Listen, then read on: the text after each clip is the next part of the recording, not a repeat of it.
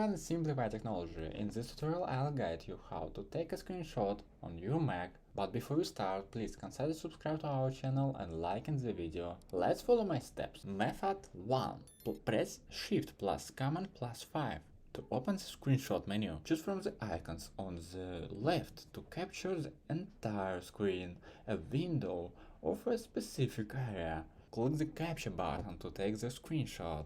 Access the Options menu to set the save location and timer with show floating thumbnail enabled.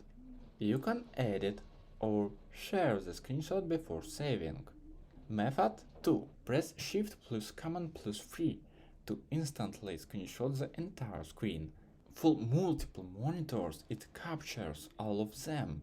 Method 3. Press Shift plus Command plus 4 to turn your cursor into a crosshair. Click and drag to create a highlight box, then release the mouse to capture.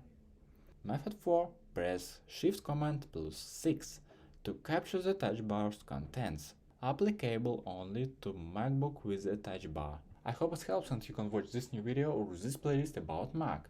See you later!